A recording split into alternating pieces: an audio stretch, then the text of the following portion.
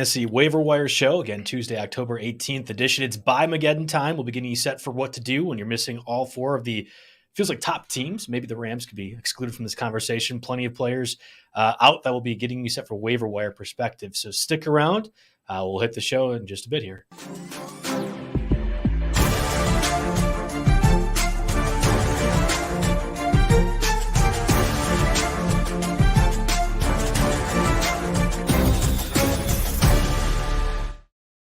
Welcome to the Tuesday, October 18th edition of the RotoWire Fantasy Football Podcast, sponsored by No House Advantage. I'm Joe Bartel. You can find me at JB Fantasy Sports alongside me, as always, Jake Letarski at RotoJake. Today, we're here to run down the top waiver wire pickups and FAAB options ahead of the Week 7 fantasy football season. Obviously, we got Bills, Rams, Vikings, Eagles. You likely have at least one of those if you are a successful team this season, if not more. What to do at the quarterback position in particular. We'll discuss all those waiver wire options, some streamer plays, and, of course, running back, too, with what's been happening on the lack of playing with Melvin Gordon and other options out there, too. All that's going to be covered here. First, a word from our sponsors, No House Advantage. No House Advantage is changing the game by offering the most dynamic fantasy sports platform available today. Play in pick'em contests versus other people for the shot at winning big cash prizes. Download the app, choose a contest, select your player props, earn points for correct picks, and climb the leaderboard for your shot at hundreds of thousands of dollars every week. You can also test your skills versus the house and 20 times your money if you hit all of your picks. Bet up to 5 player props, over-unders, or individual player matchups across every major sport, including NFL, NBA, hey, starting today, MLB, PGA, MMA, and NASCAR. Sign up now with promo code NHWIRE. That's NHWIRE at nohouseadvantage.com, or download the app in the App Store to get a first deposit match up to $25. Make sure to check out No House Advantage today and experience daily fantasy sports redefined. It's not just how you play, but also where you play. You won't want to miss out on this deal. Hey, Jake. All right, so we're back here. Got to start with Monday Night Football, Monday Night Football, right, which we can breeze through because it felt like both the AFC West teams decided they would breeze through the second half in particular. How does an overtime game happen where neither team gets a first down and yet somebody wins? Oh, it's because a Broncos player is blocked into the punter and the Chargers recovered. And Dustin Hopkins, most heroic performance I've ever seen from a kicker. Chargers advanced to 4-2, despite what he felt was a pop in his quad. That's not If you didn't watch it happen on the first kick of the game for him, basically, he popped the quad. He had been dealing with the quad issue, and then he like you said, heroically came out and kicked 3 more freaking field goals and made them all. They were using the punter to kick off, and his range was probably limited, but that was the heroic performance. The opposite of heroic, of course, is Russell Wilson, which is what we continue to see from him all season long. He actually looked okay in the first half. He got Judy involved a little bit. He was getting his tight ends involved. There's some tight end discussion there to talk about for sure. But in the second half, Russell Wilson was 3 for 11, 0 touchdowns, 15 total passing yards here. That is absolutely atrocious, especially considering the weapons that he has. So, that has to be the story of the game. But then again, you also have to, on the Denver side, it's the running back situation. Every Melvin Gordon manager was, you never root for injury, but you had to have been thinking that, okay, Javonte Williams goes down, Melvin Gordon's my guy. Here we go. I've got an RB1 the rest of the season here. Absolutely not the case. I don't know if he's in the doghouse or what the heck happened here, but I don't think he played at all in the second half, maybe just a couple of snaps. Overall on the game, Latavius Murray led the way with 49% of snaps. Mike Boone had 34.5% of snaps, but pretty much a third down pass catching back. And then Melvin Gordon with less than 15% of snaps. That is terrible. I don't know what happens. He doesn't seem to know what happened if you judge, in his post-game comments. Right. And Murray was effective, 15 for 66, 4.4 yards a carry, had a 14-yard run in there. Melvin Gordon wasn't very effective. At least he wasn't fumbling or anything like that. But that is, it's just dumbfounding to me, that situation here. How Melvin Gordon is one of your top few players on offense, and something just seemed to have rubbed Nathaniel Hackett the wrong way. Yeah, that's the same with what we saw with Alberto Quagbanoon, who was a healthy and active with the Broncos continuing to do their 4-man platoon. Greg Dulcich was activated off injured reserve for this contest. We'll discuss him later when we talk about the tight ends. Obviously, he had a pretty good first half overall. I think I've been saying that we said week 1, right? Nathaniel Hackett is a hack. I mean, he's literally the worst head coach, I think, in the league at this point. He's not Urban Meyer bad. I think we have to make sure we understand the bar that Hackett is over. But I think there's a lot of head coaches in the league who are bad, and Nathaniel Hackett is clearly the way he picks and chooses his favorites is just wrong. And then you look at the locker room, which he seems to already be losing after a 2-4 start. I don't know. I would be shocked if he makes it past year 2, and because of that, I'm not worried about a Quegman in dynasty leagues. I have dropped him everywhere in redraft. You can't. Yeah, once you're a healthy scratch, you're toast. And Dulcich maybe has some interesting utility in the right type of format that we'll get to in a little bit. But what about the Chargers side? I mean, you're the Chargers beat writer. I mean, the two biggest factors that stand out for me is Mike Williams' disappearing act once again. Which, if you're a Mike Williams owner, you're kind of accustomed to this inconsistency. It can happen. And then number 2, Austin Eckler had 16 targets on the day, which is outstanding. Hauled in 10 of them for 47. And he's a PPR darling right there. Guys like so. I don't think we were worried about Kelly last week, but Kelly got so much work. He was pretty much a non-factor this week. And Sony Michel basically. Oh, he got hurt. Yeah. Kelly got hurt. I think I missed it. I felt like I was watching the whole game, maybe the first, second drive. Sony Michel came in and continued to do the between the tackles carries. It meant that Eckler got a little more playing time. Yeah, the 16 targets obviously is a lot. I think maybe 6 of them came third quarter and onward. The Chargers had Herbert was going down to him because Mike Williams gets wrapped up, and the Chargers are down to their third string center because Corey Linsley was out with a bad case of food poisoning that's kept him out a week now. I've had bad food poisoning before, but not a week-long one. So that's like a sue the restaurant for your game check situation. No, seriously. I mean, that actually is concerning. They lost their backup on what was kind of a QB sneak play. Got injured, barely helped off. When that occurred, the Chargers offense lost every little bit of teeth they had remaining with no Keenan Allen still out with that hamstring injury. And it became the Eckler show as just a checkdowns. And they only won because the Broncos made a mistake and they capitalized. The Chargers did. The Mike Williams part, actually, I would not be discouraged. I think if you were happy Mike Williams did what he did against the Texans last week, Derek Stingley is not Patrick Surtain. Surtain was on Mike Williams the entire night, and they basically gave up on trying to target him after the first quarter when he had 2 of the 3 targets. It was late in the game, Herbert did his thing that Phillip Rivers used to always kind of do with Mike Williams, where you just throw it up to him and hopes he can body him. And Mike Williams actually made an amazing catch on the sidelines. Incredible athletic play, but he just barely didn't get his foot in. So obviously the skills are still there. This is just a tough situation here. Surtain is one of the best in the league. That's what to me actually took a lot away from both Josh Palmer and Gerald Everett being the intermediate to short end targets, which is what the Chargers offense had to do when you had the pass rush of the Broncos just feasting on that offensive line. I think to what the Packers couldn't do against the Jets and how bad that offensive line looked. Well, here you go. You had, I think the correct idea with Gerald Everett getting open and you had Josh Palmer getting open. Palmer had one of his best games. I would not anticipate Keenan Allen made comments Saturday saying he was probably not playing Monday, but is hoping to play against the Seahawks this week. If Keenan Allen is back, that hurts DeAndre Carter. It also hurts Palmer. And I think Mike Williams actually gets a benefit from that too. So that's kind of the gist of that Chargers. I need Keenan Allen back so bad. Yeah, I think a lot of people do. This has been a longer absence than I think anyone would have anticipated, even though hamstring injuries can be tricky. So that does it. Chargers Broncos. I don't think there's much more that needs to be said. Again, this is Bimageddon for the most part because you have 4 relevant fantasy teams, all at pretty big positions, right? You think about the Bills, Josh Allen, Rams, not that they should play Matthew Stafford necessarily, but Vikings, Kirk Cousins have been more than viable as a QB1, and Jalen Hurts has been right up there too. QB alone, you think about the receivers, Justin Jefferson, A.J. Brown, Delvin Cook, Miles Sanders, you've been playing every single week. I've been playing Devin Singletary just about every single week. You got to get a piece of the best offense in football. And there's a lot going on with bias. So hopefully, it's tough timing because, we've had huge waiver wire weeks, and this isn't necessarily a massive waiver wire week. There are a lot of stash candidates that show up on our list and, some other streaming options that we can look at, but hopefully we'll get you at least a handful of options to plug and play here. Yeah, let's talk about the streamers first. So we had Jimmy Garoppolo as kind of a featured guy last week. Did fine enough, even though the 49ers ended up losing to the Falcons. Sorry for the audio audience if you are hearing any rumbling. We have construction going on at HQ. Yeah. And same with the camera shaking. No, there's not an earthquake here in Madison, Wisconsin. There are bulldozers and jackhammers right outside our windows. So we're going to make the best of this here. Yeah. Apologize if it's affecting anything. But yeah, Jimmy Garoppolo was fine enough against the Falcons fantasy-wise. I know they lost. It was interesting with Jeff Wilson injured pretty early on in that contest. There was a lot of George Kittle and Brandon Ayuk and Deebo Samuel. Like they were forced to pass the ball, and it was good to see at least George Kittle do something effective.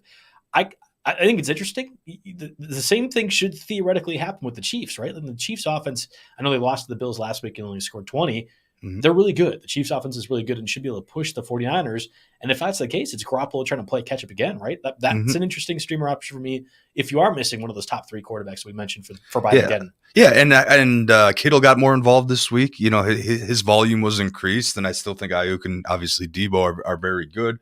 The running game is going to be tough there. Did Wilson wasn't super effective. He might not be 100% healthy there. We'll see what's going on. But yeah, you know, you have a home game and you have a high-powered offense to keep up. You know, I can see Shanahan being more aggressive going for it on 4th down a little bit just to keep the ball out of Mahomes' hands. That is a possibility here. Now, going down the list here, you know, I order these by percentage. I'm not actually interested in Justin Fields at New England. 38% rostered. I think there's a weird rushing floor, kind of like the decoy Mariota effect. Anyway, but I'm disregarding that. Then there's 2 that I kind of like. Unfortunately, both are on the road that you know, that takes him down a peg maybe. But Daniel Jones is 30% at Jacksonville, and Matt Ryan, our cover boy today, is 29% at Tennessee. I want to hit Matt Ryan first because Alec Pierce, who we discussed last week, is looking like a very viable, solid receiving threat.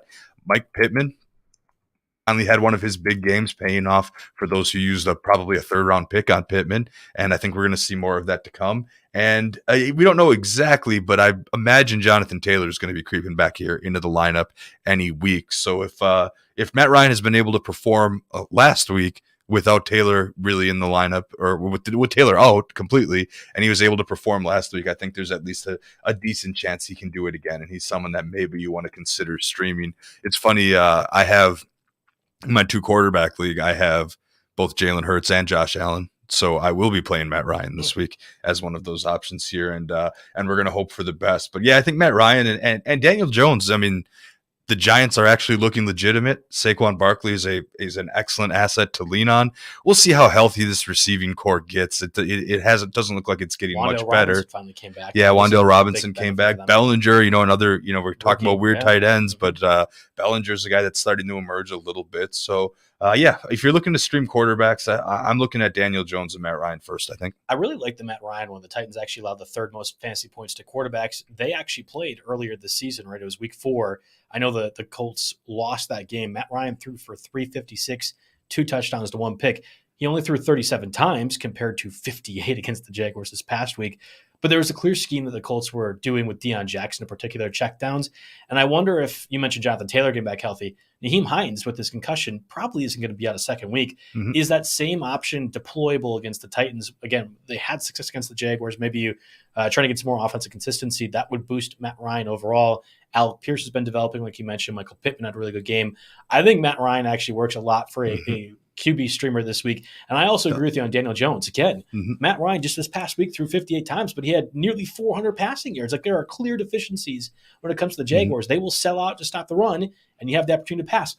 Guess who's pretty good catching them out of the backfield? Saquon Barkley. So even if you have the lesser receivers, I think Daniel Jones and his rushing floor that he gives you make him for low-end quarterback one this week. And just to add to the Matt Ryan point, you said, you know, the Titans are the 3rd best in terms of fantasy points per game allowed to opposing quarterbacks. I mean, the 3rd worst, I guess. Right. Yeah, the 3rd They're worst. Really good for us. You know, if you take it one step further and look at yards per attempt allowed to opposing quarterbacks, Titans are tops, or I guess bottom if you consider it that way. 8.46 yards per attempt to opposing quarterbacks. So everything about this matchup is looking juicy for Matt Ryan. Mixed with the fact that his guys are getting healthy and that he's starting to build some momentum, I think he's your guy this week. Any other quarterbacks that you're considering from that perspective? I mean, Marcus Mariota looked alive this past week here, and they're at Cincinnati. It's another road game against the defense that you know, doesn't really scare me a ton necessarily. So yeah, Mariota at only 15% rostered. I think there's going to be some bad to go along with the good, but when the matchups are decent, actually, I've got the page up right here. The Bengals are actually pretty good against opposing quarterbacks, better than I would have guessed necessarily, but nonetheless, Mariota will give you something with your legs, and he's an acceptable bye week fill-in that's more likely than not to be available. Yeah, I mean, he's probably, only 15% rostered seems extreme to me, but that's 15. Yeah, I mean, 15 or 50. I don't know. I heard it wrong. I was wondering. I said 15, but I'm sure someone could have heard it's 15. It's fine. That makes sense. I don't know. I'm not interested in Zach Wilson, Jacoby Brissett, Davis Mills. Yeah. Zappy, Mac Jones, when he comes back, probably is your starter. Bears defense is pretty good. Obviously, their offense is terrible, but we can't wait for that Monday night game. That'll be just a thriller, right, Jake? To recap next week, Patriots versus Bears. That's gonna be so much fun. Yeah, I know. I'm gonna have to like close pin my eyes open, watch that game just for you guys. We're gonna do that. I think it's the Monday night game, because they were talking about it on after this Monday night game. Poor ESPN, not really crying about that. It's almost as bad as getting Russell Wilson for all your primetime games this year, right? That's true. You also have Dak and Tua going to be back. We anticipate Dak Prescott back, and thankfully, because the Cowboys lost, we can end this Cooper Rush as a starting quarterback thing against the Eagles. I think Dak will be back and obviously improve the offense for them. Tua is expected to play against the Steelers. That's going to matter too, because the Steelers defense, despite handling Tom Brady of all people, is still beat up pretty significantly in the secondary and should be vulnerable to Jalen Waddle and Tyreek Hill. Both have 100. They were missing Fitzpatrick and like 2 or 3 other defensive backs, and still managed to. Week 6 was weird. Yeah, it was weak. I think they had what was it that I saw some sports books putting out data that the Buccaneers were used in more parlays than any other thing that in existence on Sunday. It just made sports books a load of money. And then I guess from the Panthers' perspective, they're tearing down everything. Robbie Anderson was traded. We'll talk about what that means for the Panthers and both the Cardinals a little bit later in the show. I don't know what you're doing at quarterback, right? Baker Mayfield's still out with his ankle injury. Sam Darnold theoretically could come off injured reserve, but he's been taking his time. Matt Corral's out Mayfield for the season. Could theoretically come back. It seems unlikely, but he's been known to play through injury in the past. He could give it a go. Like you said, Sam Darnold expected to be off injured reserve this week, I guess, but we don't know that. I mean, he then has 3 weeks to be activated, so we don't know if that's going to be this week. And PJ Walker with a neck injury. So that makes it weird. You and I were talking about who replaced PJ Walker off air. Can you guess? It's actually, he did start a game last year. I know Matt Corral is on their roster, but I'm pretty sure he's been on Practice IR. Squatter Jacob Eason. So Jacob Eason, former Colts guy, former Colt. We're familiar. He got called up as the backup emergency guy for Walker. Walker got concussed. One of those cleared concussion protocols, but couldn't come back in because the NFL says, no, we can't have Tua have this happen again. And then you have Jacob Eason play smart a game for the good the of Rams. football. Yes, I'm okay with it. That's nobody should be wanting to play Jacob Eason, but yes, I get that. The Panthers are so bad, I don't care what quarterback they are starting. Do we touch on Carson Wentz and his finger? He might go on the IR. He had to have some kind of finger surgery. I actually think that's really important. If you remember, 2 years ago, Taylor Heinecke, your starter for the Commanders, then football team, beat the Packers in DC. You have the same scenario, just an awful team overall. The Packers are offensively and defensively. I think Taylor Heinecke actually is a low-end quarterback one this week because I hate my team. I hate my defense in particular, and I have no faith that anything good will happen to me. Yeah, I mean, I'm a little bit more confident than that, but Terry McLaurin owners can finally rejoice, I think, because Taylor Heinecke will get him the ball. Because we've seen it in the past. So, Heinecke can run too. I mean, that's the part of it that the Packers defense we haven't really seen. They haven't faced too many of these guys. Heinecke can run, and he will. It's the Ryan Fitzpatrick younger version where, what do I care? If I get clobbered, I'm a backup anyway. I have a deep 14 teamer where everyone likes to hoard quarterbacks for some dumb reason, and my quarterbacks are Stafford, and the next best I could get off the waiver wire is Pickett. I will be trying to use the number 1 waiver wire claim to get Heinecke because Pickett is in concussion protocol. We don't know what happens with him. He might be back, not be. Trubisky could start that game. I'm obviously not interested in that by any means at all. So I'm putting a bid down on Heinecke and hoping on counting him for at least this week.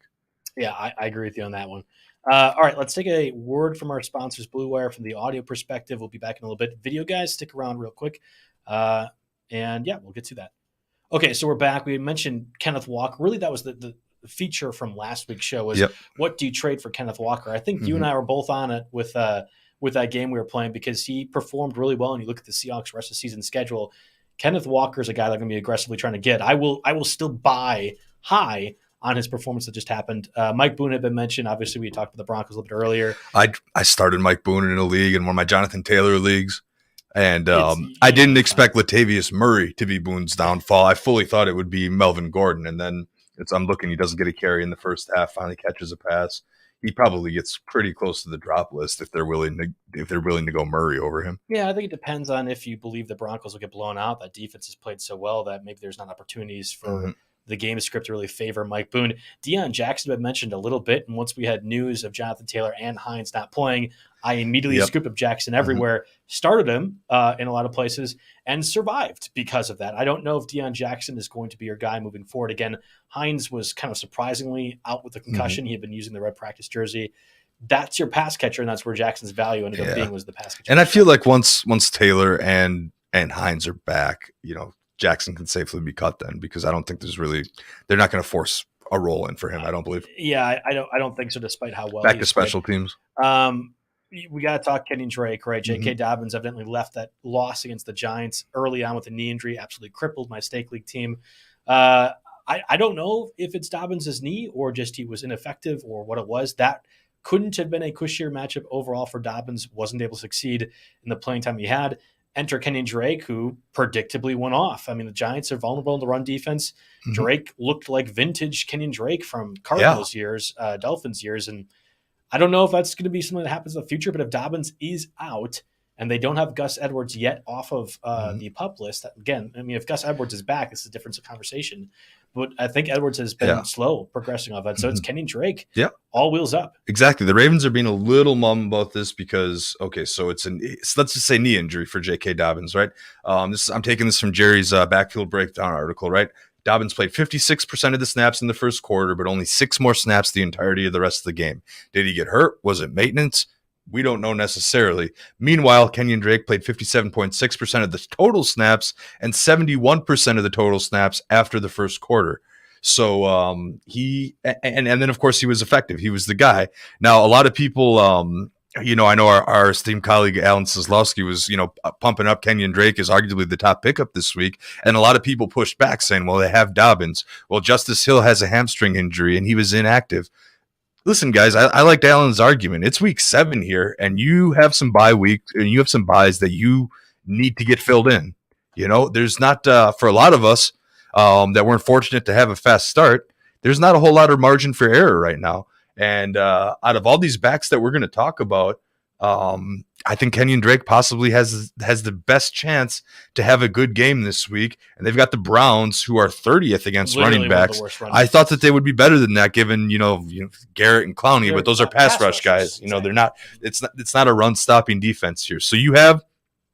Obviously, it's going to depend on what the status of Dobbins and Hill looks like, but I think Kenyan Drake is absolutely worth a look, just because, as you're about to find out, the running backs are starting to get pretty shallow here. Yes. They're very, very shallow this week here. And, there are a couple guys that we can talk about that are more stash guys. So, for example, the next guy I had on my list. Oh, can I pump the brakes for just a second? No, yeah, go for it. While I'm discussing this, Jake, can you look at the percentages of rostered on Gus Edwards? Because I think this is going to be the answer if you are in need of a running back. Not that you're like, oh, I'm going to pick up Gus Edwards and play, but you think about Kenyan Drake, just what he did. If you are like even an average fantasy manager, you're going to look at pass points last week and say, oh, hey, Kenyan Drake, J.K. Dobbins might not play. Perfect. It sounds like the Ravens are close to activating Gus Edwards. Now, if they activate Edwards, is he immediately going to get 20 carries? No.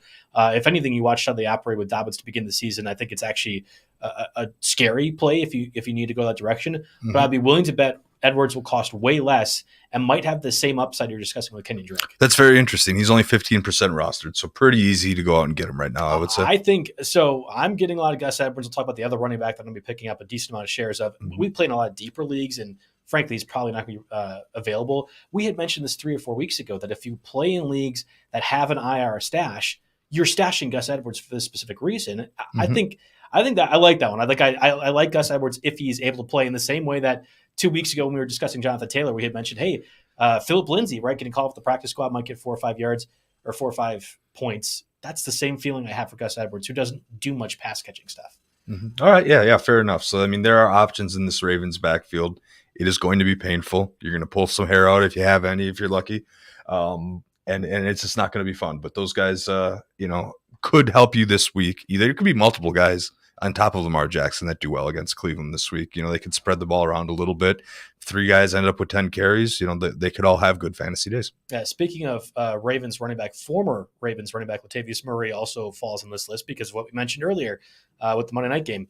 Replacing Melvin Gordon for reasons unexplained because Nathaniel Hackett's a hack. I'm not sure. We're going to have to find out, I think, more. But if it is Gordon that's gone, again, or just not involved, I could see the Broncos trading Gordon to, let's just say, the Rams, who could use a pass catcher and runner.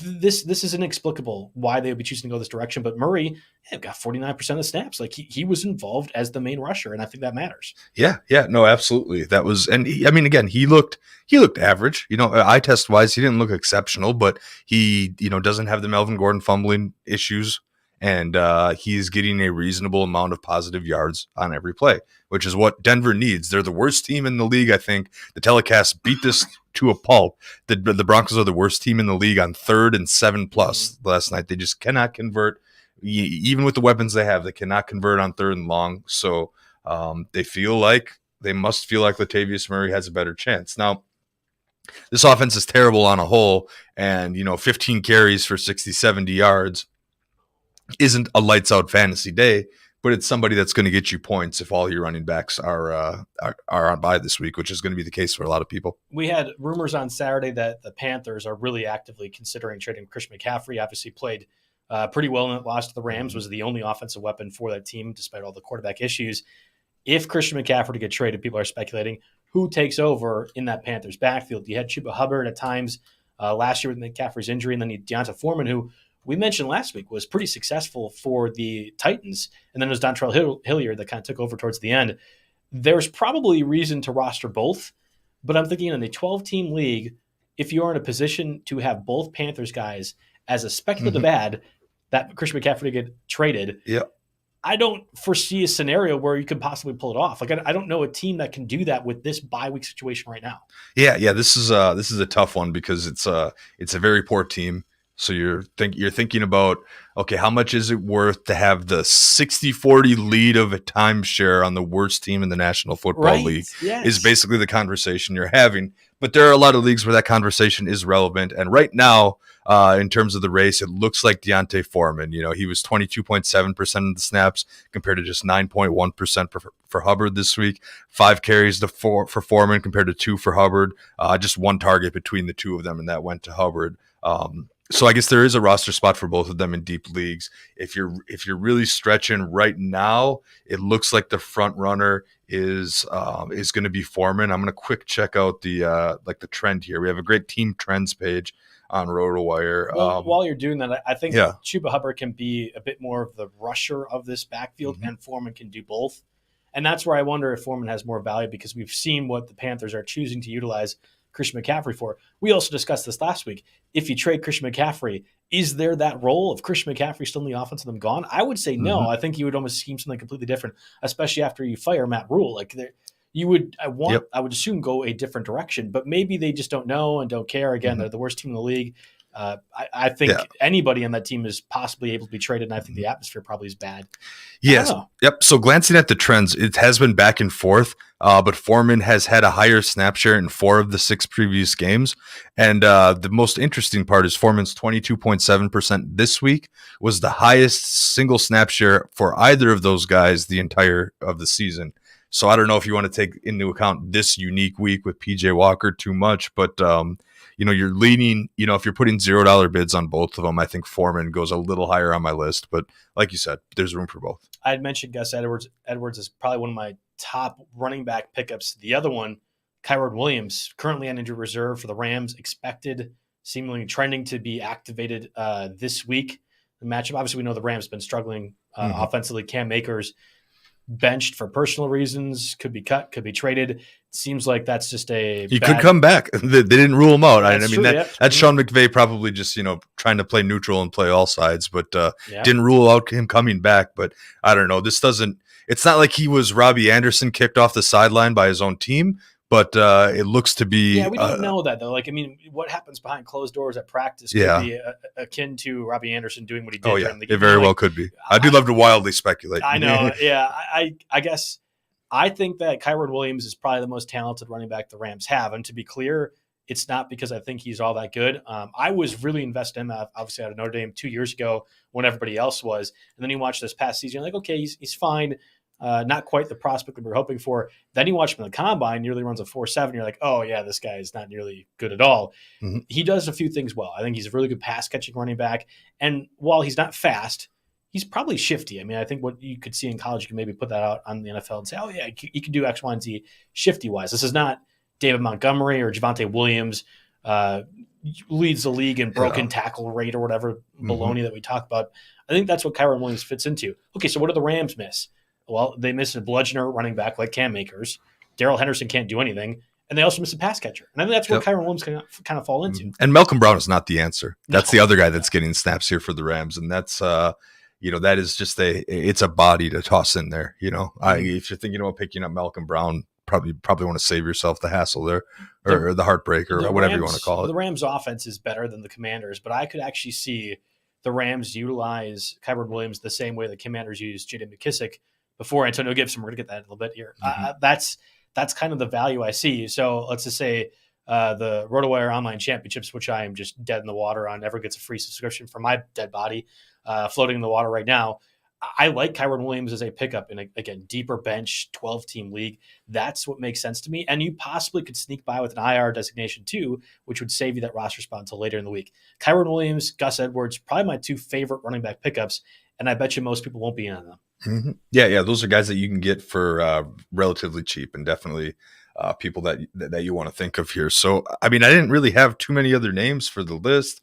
Now we got to start talking about who we're going to cut, right, for these bye weeks, because you got to pick these guys up, and if you're through obviously your second kicker, second defense, second quarterback, even in a lot of cases, you got to go. But if you have to cut a running back here, I like how you mentioned McKissick, because I think there's an interesting case to be made for dropping him in a 12-team league. He was barely ahead of Antonio Gibson in the percentage. And Brian Robinson's the lead back for the Commanders here. I think we have that figured out. But McKissick was barely only 4% ahead of Gibson in the snap share. Gibson got 5 carries compared to 2 for McKissick, and Gibson was targeted 4 times compared to 3 for McKissick. So, that's not me saying go pick up Antonio Gibson. That's me saying that what is the role of J.D. McKissick now if Brian outside of like a stretch desperation PPR flex handcuff play, I just threw as many fantasy terms as I could in the string there. But yeah, so he's on the fritz for me. Obviously, once Taylor, and I mentioned this before, once Jonathan Taylor and Nyheim Hines are clear, I think Deon Jackson goes back to special teams, and that's one that can go here. Kelly, I guess, for the Chargers might be another drop. Again, he was injured. I actually think when Kelly's healthy, and if he's healthy, that's a big part of it. We don't know. It's more like Sonny Michel, who was dropped everywhere last week, would be the guy that can. I agree with you. There's probably not a lot of options, especially when you have so many running backs that are relevant fantasy-wise that are on bye this week. You have to kind of go with what you have. If Zach Moss is still sitting around on your roster, you can drop him, I think. I'm just trying to come up with drop names off the top of my head. Jerry usually lists a couple in his Avery Williams, Pierre Strong, Zach Moss. I mean, Gibson could probably be dropped if you had to. So that's what we're looking at. A lot of tough calls are going to happen this week. I agree with you. All right, let's move on to the receivers. Before we do so, let's get a word from our sponsors. There are 50 million fantasy sports players and sports bettors in the U.S., but 90% of all the cash prizes are won by just 2% of the players. That's because most sports gaming options were created by pros. The dude's dropping loads of cash on data to find an edge over the rest of us, not Swagger. Swagger is a daily fantasy sports site created for sports fans who simply want some skin in the game and a real shot at winning. Tired of losing because of one bad pick? With Swagger, you don't need to be perfect to win. You simply create a ticket of 4 to 10 player props and score points for the ones you get right. Your score determines your win, not the perfect ticket. You can be half right and be all right with Swagger. Swagger offers the most player props and biggest payout of any DFS site, as much as 50 times your money. Plus, you can play fantasy football along with all the major U.S. sports, as well as international soccer, Formula One, NASCAR, fight sports, rugby, cricket, and even esports. Ready to play? Visit playwithswagger.com/RotoWire to sign up, and Swagger will give you $10 free to try them out, plus match your free deposit 100% up to $100. Swagger. Daily fantasy for all fankind. Wide receivers, we had mentioned Jacoby Myers. Didn't do a whole lot, even though the Patriots were super successful. Darius Slayton, Alec Pierce, big guy who's been great for the past couple of weeks. Randall Cobb, unfortunately, out for a while with whatever this ankle injury is. Could be an IR candidate. Yeah, probably will be, because they're going to be calling up or signing somebody. And then Rondell Moore, who is probably the feature receiver to discuss this week. So we have a conundrum, right? Hollywood Brown, feature target for the Cardinals offense, seems like best pal of Kyler Murray, who is now entering COD season. I want this to be clear. Mm-hmm. The new COD starts this week. We know how bad Kyler Murray is. Oh boy, watch out for those double XP weekends here. This is why it helps to have you, the esports editor, on the show with me, right? This is now we are entering danger zone for Kyler Murray if you believe in the fact that Call of Duty makes Kyler Murray worse. Okay, I don't know if he could be much worse from a fantasy perspective this year. Yeah, it's the Cardinals. That's kind of where we're at overall. Cliff Kingsbury is not a head coach. Okay, so Hollywood out for the rest of the season. DeAndre Hopkins coming back from suspension. Mm-hmm. Does Rondell Moore immediately fit into that role, or is it going to be more like a combination of Greg Dortch and whatever else, and Zach Ertz getting his medium targets, and Hopkins coming back cuts into that workload? I think this is a really important question that we have to ask. And in fact, we've had a lot of users already asking this question, Jake. Yeah. I think the Rondell Moore role and build is different from the Hollywood Brown one. It just is. They're a different type of player. But I think that DeAndre Hopkins, I'm actually pretty confident that Hopkins is going to come in and be the double-digit target guy, the top guy that he comes through. I mean, these guys have had chemistry in the past, so it's not like there's a learning curve or anything after missing the first 6 weeks. I think Hopkins comes in. I'm actually ready to go ahead and start him on Thursday night this week. Let's see what we got. Okay. I'm gonna have to, because of all the Diggs, McKenzie, Gabe Davis shares and stuff that I have, and the AJ Browns and anything. So I'm fine, ready to go in and throw Hopkins this week. I will also be starting Rondell Moore this week, because even with Hollywood Brown, ever since Rondell Moore came back, 5 targets, 8 targets, 10 targets, steadily getting involved. And he didn't get any rushing attempts this week because they didn't go so hot the last 2 weeks. But, he ended up 6 for 49 yards, 7 for 68 yards. He's useful. He's going to find the end zone eventually. The Saints are the number 29. This is a weird stat, and I guess maybe some sample size has something to do with it. But in standard formats, the Saints are number 25 against opposing wideouts. I should check what it is for PPR here real quick here. They're 27, so not much better. Right. So I'm cool starting Rondell Moore. I still think Zach Ertz is going to be productive. I'm not worried about Robbie Anderson for whatever reason. I know they went out and traded for him, and maybe they can do something, but he's the guy that you need to wait and get chemistry and learn the offense, especially with it being a short week this week. They have the Thursday night game. Do you really think Robbie Anderson is even going to be active for this game? Nah, probably not. Yeah, and once things get going, I mean, Robbie Anderson's kind of a head case. What makes it think that you can Google some fun old police interaction stories there about him getting pulled over, stuff that's not PG that I can't say on this show if you want a good chuckle today. But I think Robbie Anderson was already kind of past his prime here and is kind of having a desperation late career resurgence. I don't know if the Cardinals are the pristine organization that's going to get him, on the straight and narrow and ready to become a productive fantasy asset. I think it's D-Hop, I think it's Ertz, and I think it's Rondell Moore. Those are going to be the top 3 targets, and they will all be productive. Like I said, starting Hopkins right away, starting Moore with confidence this week, and probably making more.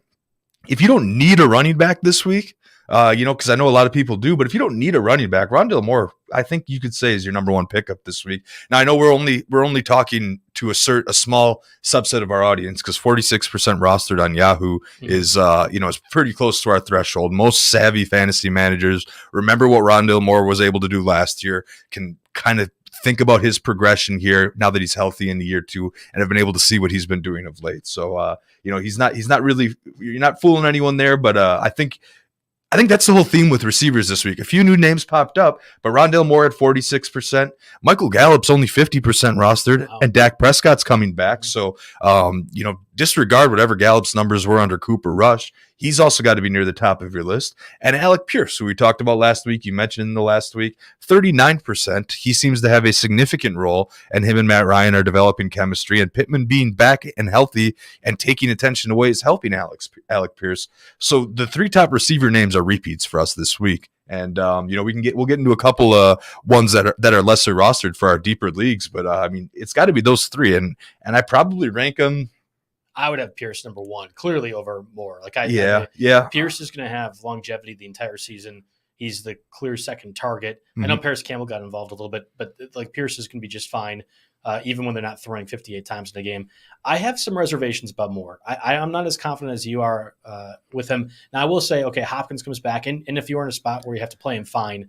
But you just have Marshawn Lattimore. And like Lattimore is good at stopping Mike Evans. Mike Evans is a big body, a little bit slower. That's exactly what Hopkins is. Like I think Murray will force it to Hopkins because, hey, I have a fun guy back. Let's go ahead and throw to him. I'm not expecting a lot from Hopkins this week. I think they'll design plays to get Hopkins They can't the ball. Plays. It's Cliff Kingsbury. Well, we'll see. I mean, you can design a wide receiver screen. To Hopkins? Why not? He's like running a 4.8 at this point in his career. No. I think you're underestimating Hopkins. Guy and Rondell Moore, if you're deciding. Yeah, they'll do like reverses and stuff to him. I don't know. I guess you're right. Maybe I'm giving Kingsbury too much credit, but I feel like they'll design some quick slants or something to at least get some rhythm going with Hopkins. It's possible. I think Lattimore. Again, you have to play Hopkins if you need to. That's okay. I think Moore is fine this matchup, but I'm not convinced he is as top of a waiver wire pick as you are. I will do it when I have the roster spot, because that's the part. He's one of those. I'm churning the back end of my roster. I pick up 2 defenses, right? I know you hate that, but like I don't need 2 defenses right now during Buymageddon. I will go ahead and have a Rondell Moore or a few of these other cut names as well too. In fact, somebody asked, do they drop Hunter Renfrow for Rondell Moore? And I'm curious where you're at with this, because I have Hunter Renfrow in Stake League. It's been disappointing, but I'm wondering if I'm overvaluing the fact that the Raiders have already went through their bye, like that they just completed this past week. That has value to me, but Hunter Renfrow has been disappointing to say the least. Would you have Rondell Moore over Hunter Renfrow? There's such a weirdly enough in terms of the scoring output that you can expect, they're very, very similar. So I think,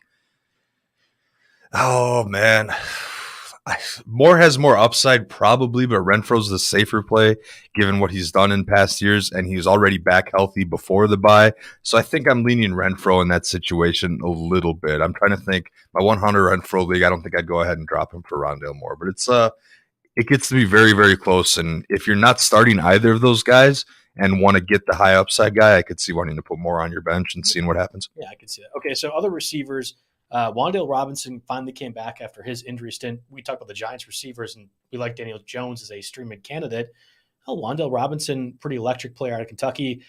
It's what people thought Kadarius Toney would be, and Kadarius Toney has had like 2 games of actually doing that. Mm-hmm. I'm not convinced he will ever play again for the Giants. They might just move him for anything at this point.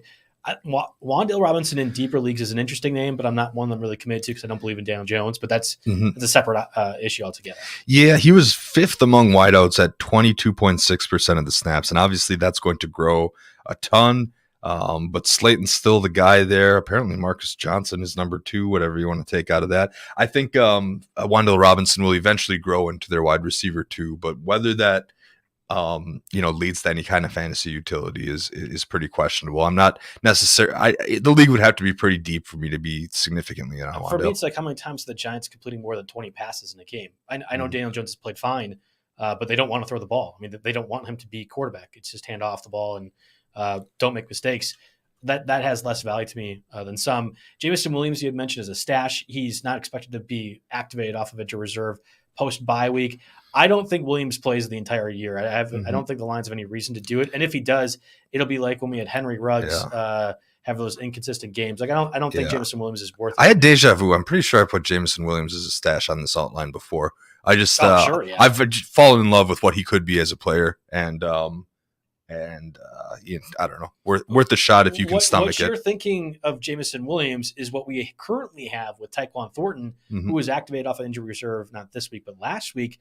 Obviously, we had this Bailey Zappi resurgence, and the Patriots have looked phenomenal playing really bad teams. I want that to be clear. That's why the Patriots are looking good, not because they're that good of a team. And I'm mentioning that because your over-under is looking really good right now, whereas mine, I was taking the under of the Patriots. You're getting close to the W on that. I think Taekwon Thornton is interesting in deeper leagues because of his explosive capabilities, and really nobody else in that offense can. Nelson Aguilar, they signed that ridiculous deal. He hasn't been able to do that. Devontae Parker has looked fine at times. He's like Mike Williams light, where you're like, oh yeah, when I need to play Devontae Parker, he gets 2 catches for 14 yards. When he's on my bench, it's 6 for 104. Stake league stats. I'm sorry, not stake league. That's my RotoWire Online Championship, which I'm not angry about whatsoever. I like Taekwon Thornton in the same way that you are pushing Jameson Williams. Yeah, no, that's fair. The only Patriots receiver I really actually trust to start on a week-to-week basis is Jacoby Myers, and even then, it's pretty much got to be a PPR format for that statement to hold true. But Thornton's interesting. I mean, he has to grab your attention after he gets 5 targets, catches 4 for 37 in a score, gets 3 rushing attempts, and runs 1 in. Now, I guess we don't know if the running backs will be a little bit healthier. I don't think they want want to, overload Ramondre Stevenson too much. But Taekwon Thornton, second-round pick out of Baylor last year. Or this year. This year. Jeez. Yeah. What am I doing? Yeah. Preseason hype guy. So yeah, he's against someone. It does feel like, I know you talked about this last week, how it's like, well, you can't really carry 7 receivers on your bench. And here's where we're getting to that point here with guys. But because he's only 2% rostered, he's worth bringing up because, this type of usage and volume is quite interesting and could turn into something here as the Patriots continue to have to get creative due to their starting quarterback being out and find ways to produce offense. Yeah, and just getting your best guys out there. Maybe Thornton, even if it's schematically and at times will do well. It's like Deon Jackson where, okay, great. Deon Jackson does nothing until, 50-yard touchdown reception and the team is up by 10. Like that's what Thornton's value is to the team. And maybe that gives him overall more results. I'm not positive. Mm-hmm. It's kind of one of those, we believe Jaylen Warren's going to be great. Najee Harris has been struggling, blah, blah, blah, blah, blah. I don't like Jaylen Warren, but I'd rather have a 5th and 6th running back like Jaylen Warren over Taekwon Thornton when my guys at wide receiver 6 are Alec Pierce and Rondell Moore, right? That's kind of where we're at exactly with those options. There's a pecking order there for sure. Claypool obviously had a good game. I don't know what to do with the Steelers. I don't want anything to do with Claypool. I still like George Pickens more. I know it's ridiculous. I think George Pickens is the guy I'd rather have, even though Claypool did fine. Great for your best ball team, right? Yeah, that's probably say it. Exactly. I wrote a line down that Claypool is down to 42% rostered, and where does he fit into all this of the pecking order? And I will tell you that just, from my personal experience, I could have cut Rondell Moore for Claypool last week, got Claypool for 0, and I did not. I could have cut Isaiah McKenzie for Claypool last week, and I did not. Obviously, that's looking a little bit closer this week, given McKenzie's bye and his relatively low usage against the Chiefs. So, maybe I make that move now, but I think that's telling there. Yeah, you put Elijah Moore on the cut list. That's it. I wanted to get a spicy name out there, right? Go ahead. No. The floor is yours in this. Yeah. Okay. So I'm not even cutting. The only exposure I have is a 14-team league, right? So I'm not aggressively cutting him, and it's not like the Jets. The Jets actually played from ahead for pretty much the entirety of that game against the Packers here. So and Zach, that means Zach Wilson only threw 18 passes. Now, bad in most of those too. And there were 0 targets for Elijah Moore out of that. Now, Garrett Wilson led the way with 5 targets. Yeah. Right. And Corey Davis is clearly a factor. He's the guy that they paid. They're finding ways to get Braxton Berrios freaking involved in the offense. I'm worried as Elijah Moore owner. He's definitely moved to my bench. In a 12-team, in a 10-team, you definitely got to think about it. In a 12-team, the thought crosses your mind, but you hold out one more week. And in a 14-team, he's on your bench, but he's approaching. I mean, if he goes back-to-back weeks with 0 targets, can you really afford to roster him? Now, I doubt that's going to happen. So the issue is there's going to be better weeks ahead. The Packers' vulnerability is at slot. I mean, that's where Garrett Wilson was most effective. It's been their issue all season long. That was predictable. Like Garrett Wilson was going to be the guy, and Elijah Moore was going to struggle. You have the Broncos defense we've seen consistently be really good, but there was that Josh Palmer, Gerald Everett, which are basically the Chargers slot options, have some success. Is that going to be the choice the Jets make? I don't know. I'm not positive. Then you have the Patriots and Bills. Yeah. So not only do you have 0 targets this week, but you have a 4-game stretch upcoming before the bye where Elijah Moore is going to have really difficult matchups. You're probably right. But he might be a droppable buy. I actually would say he's in the same vein as Deontay Johnson and I'd much rather have Deontay Johnson. I want to trade these guys for whatever little penny I can get. This would be the equivalent of the conditional 7th round pick. They're basically like kickers in other trades at this point. They're not literal kickers, but like a throw-in situation there. Yeah, it's just I'll tell you what, I'm confidently starting Rondell Moore over Elijah Moore this week and for the foreseeable future in that 14-team league. Rondell Moore and Jacoby Myers are both going in my starting lineup over Elijah. I agree with you. And I'm flexing David Njoku over Elijah for what that's worth too. For sure. You mentioned tight ends. We're going to get to them. Actually, a few different names to talk about. First, word from our sponsors, Monkey Knife Fight. Football is officially back on Monkey Knife Fight with all the NFL action you're looking for. And if college football is more of your speed, well, they got plenty of that too. On Monkey Knife Fight, there's no sharks, no salary cap, and no math. It's just easy to play, easy to win. Daily fantasy player props. Join now at monkeyknifefight.com to get your first game free. Then use promo code RWNFL to get your first deposit matched up to $100. So what are you waiting for? Join Monkey Knife Fight today. Obviously, Taysom Hill was the hot topic of last week. Didn't do a whole lot this week. Shocker. Hayden Hurst Similarly, which was a little bit unfortunate because we thought with T. Higgins out, there'd be more Hurst involved. And Hunter Henry actually had a pretty big game with Bailey Zappi and seems to be clearly developing with Jonnu Smith out. I'm not interested. I think Jonnu Smith might have played this week, actually, and Hunter Henry was still having a good game. So now I got to think about moving him out of purgatory in our Dynasty League. So we'll see. I did acquire Zach Ertz though, so we're looking okay. I'm still not going after him in redraft. I think there's too many tight ends in that same vein that are not there. We had talked about tight end at the top of the show with Greg Dulcich, who got his activation off injured reserve for the Broncos. Albert Okwuegbunam, everyone's preseason favorite, but certainly mine, was a healthy and active because Nathaniel Hackett is a hack. Dulcich looked good in his 2 receptions. He had the quick pass off to the left side in the first quarter, and then a blown coverage off to the right, which clearly felt schemed for him. Do not tell me that Albert O couldn't have done the same thing, but whatever. Greg Dulcich gets his first touchdown. I like Dulcich as a prospect. I want to be clear when I'm talking negatively about Nathaniel Hackett. It's not Dulcich. I like Dulcich more than Trey McBride, who was drafted ahead of him. I like Jelani Woods, the Colts guy. Where does he stand with respect to like Kyle Granson?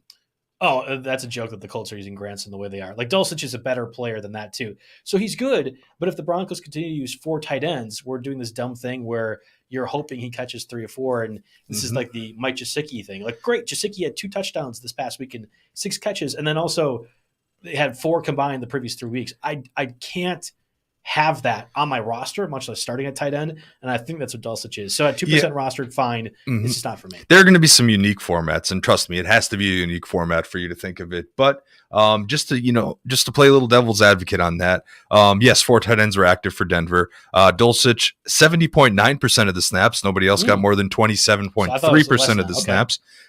And one of the targets in the second half was, if I'm trying to remember this correctly, Russell Wilson went to him in the end zone, and it was one of those that was a very, very tough play to make, but still borderline catchable if you're in the NFL. The defender made a great play. I think Dulcich might have had a hand on it, and the one that was schemed for him was clearly a blown coverage, right? They didn't expect to have him running that route, I guess, on that play, and the safety bit in and left him wide open. So, you could call that a little fluky, if you will. There was the other design play to him very early in the game. And then, how different is this Dulcich conversation if he catches that second touchdown pass? Obviously, our whole Monday night conversation is different. But if he comes away in his first NFL game, he was on IR with a hamstring injury, gets activated. He comes away in his first NFL game and he scores twice. Oh, it's on big plays too. It's the same conversation we did week 1 last year with that tight end for the Saints that I'm blanking on. He had 2 touchdowns. The Packers defense was miserable then too. Not Troutman, but a different guy, right? Because Troutman was the guy like Marcus John, whatever. I like that. That's the same thing.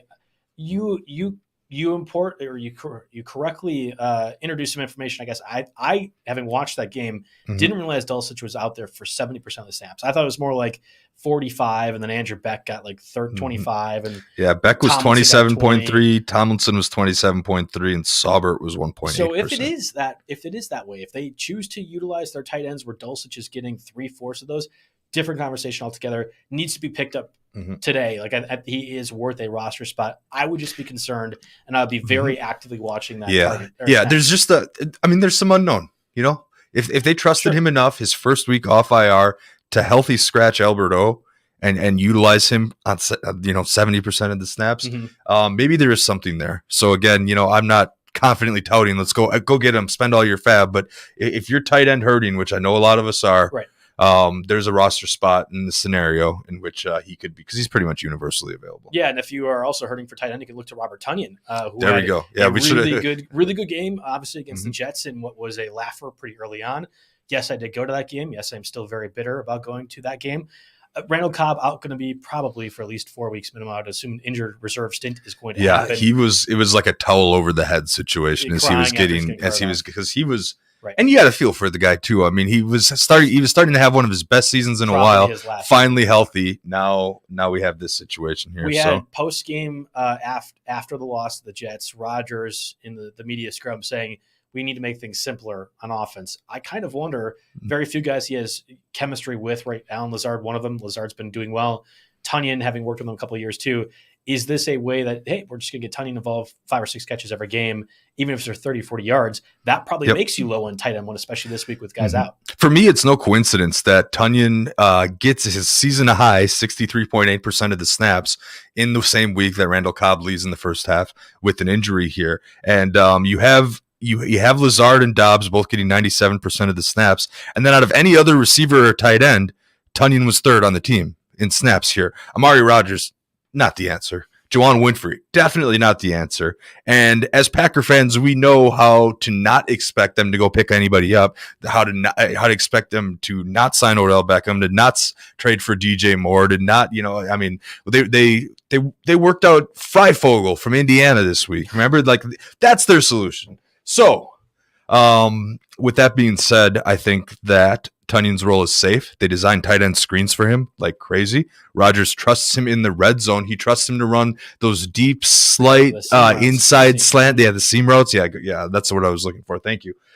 He trusts him to run those and go up and get the ball. Not very many people have Rodgers' trust, and the guy who Rodgers arguably trusts the most is down and out now for the foreseeable future. Tunyon will be a start flex play, I think, the rest of the season, because it was a pretty serious injury he's coming back from, and I think he did need a little bit of time to ease in. But guess what? It's now or never here. If they lose too many more games here, they're going to be fighting for their playoff lives, and they just can't afford to do that. So they're gonna let him loose and give him a lot of targets moving forward, I think. We also had Daniel Bellinger down back-to-back weeks with a touchdown now. I think 5 receptions for 38. I did one of those deep NFFC best balls. So you actually go 30 rounds. My second to last pick was Daniel Bellinger, and he has now been in my starting lineup because it's best ball. It just puts whatever in 3 of the 6 weeks. Love that. Very happy. Could be making some big bucks on that, which is great because the online championship again stinks for me. I'm not convinced Daniel Bellinger is any more than what I just mentioned, a best ball target. But hey, bye weeks, this is Buymageddon after all. Maybe you're going to be dealing with a situation where you need Daniel Bellinger. I had also had us add Donald Parham. My goodness. Mm-hmm. I liked it. He only played 20% of the offensive snaps for the Chargers yesterday against the Broncos. So to be clear, it's a little bit worrisome. He had a hamstring injury in the preseason, was just activated last week. I thought he looked explosive. Yeah. And we talked about what the Chargers offense needs. Keenan Allen, yes, but somebody go deep. And they don't have that with Keenan Allen. Mike Williams is very good at getting the deep ball, but bigger. Yep. I think Parham is one of those unique guys at 6'8", can go get the red zone play, but also is explosive speed-wise to be a deep threat. I feel like Everett's more of the finesse tight end that they might run the tight end screens to and to find him, in middle routes and whatnot. But Parham, he looks like a big boy out there, and Herbert seems to be very comfortable getting the ball in his general rebounding area. Very rarely would I say in deeper leagues this is a perfect backup tight end. If Everett to get hurt, Parham immediately becomes like tight end 6. And I think that actually has a lot of value in the tight end landscape that we're currently at. So I like him. I like him a lot from a bench perspective. If you have the roster spaces available in deeper, it's not a 10-team one. It's probably even 12-team, but like Stake League or we do the online championships. The Invitational, the RotoWire Invitational or Vegas stuff. I think Parham is an interesting name as well too. I'm going to give you the floor, Jake, to go over the kickers and defenses as my voice is slowly dying. Right off for me here. So I'll run through. I think we can all agree. Us and Kevin Payne writes the waiver wire column. Jerry Donabedian writes the streaming defenses column. We all like New England. Obviously, New England is somehow a top 5 scoring defense, and they draw the Bears at home, whether it's Fields or whoever. The problem is they're 65% rostered on Yahoo. However, in an odd contrast, I think they're only 23% rostered on ESPN. So the Patriots should probably be your first name that you type in if you're like, I don't know, if you got the Bills on defense, for example. They're a defense that's rostered by just about everybody. So you look at the Patriots first. Some other names that come up that are decent. The Miami Dolphins are only 18% rostered, and they're home, and they have the Steelers this week. So whether it's Pickett or Trubisky or whatever, I think you pick on that team. And then one that's universally available would be the Las Vegas Raiders. They're coming off a bye, so I guess you like that. And they're at home, and they have the Houston Texans this week in Davis Mills. So they're one that you can look for and hope for the best, but it's cut bait right after this week in terms of a better streaming option. Because I don't think the Raiders defense. I mean, Crosby's outstanding. He'll get you some sacks probably, but I think beyond that, That's about all we have for defenses this week. Did you want to touch any kickers, or are we good there too? I didn't have any kickers. Okay, that's great. Very few questions, Jake, so I'll just rattle off the few that we have right now. Mm-hmm. With Jalen Hurts on a bye, do you start Geno Smith or Derek Carr? I have to look at who Geno Smith is playing, but Derek Carr is taking on the Texans. The Seahawks are going against the Chargers. So Geno Smith against the Chargers or Derek Carr against the Texans? I want to say Derek Carr, just a little bit safer. I like Geno a lot, but I'm going to go Carr this week. I like him off the bye. If there's ever a chance for them to get it together and get their route trees and targets and whatnot together, I'm going to give it to Carr. It's going to be do or never, or do now or never, I guess. If they're playing the Texans, who let's see where they're at. Yeah, they're middle of the pack. Middle of the pack, yeah. But I think it's more like, teams are able to run on them really easily. So maybe this is a Josh Jacobs game and you have to throw it. Derek Carr is easily the start for me. Not that I was convinced that the Chargers pass defense looked great, but Khalil Mack is going to be a problem. Whoever he faces in the Texans, I don't think really have an answer along the offensive line. So to me, it's pretty clearly Derek Carr. Only other question, 10-man, half-point PPR. Should they pick up Everett? Gesicki had the 2 touchdowns and then inconsistent, or Bellinger for tight end this week? I'd pick up Everett. Everett easily for me as well, too. I know that some people are liking Bellinger in the comments. It's fine. In 10-team, I think it's Everett who's going to be consistently there, even with Keenan Allen supposedly back against the Seahawks this week. There's going to be offense galore, I think, from both sides. I want Everett, even if he's not going to score. Yeah, I like that call. Yeah, no, Bellinger's the hot name this week that's coming up on a lot of lists, but I still think you have to go with the actual proven production of Gerald Everett. Last one that just snuck in here, Kareem Hunt or Travis Etienne in PPR. Etienne's been emerging a bit more over James Robinson. Starter sit questions on the waiver show. Yeah, I know. Let's see. A lot of here. fun for us. Right? I know. I got to look up something totally different here. Kareem Hunt. I guess I don't. The Jacoby Brissett against. So it's the Ravens, the Browns against the Ravens.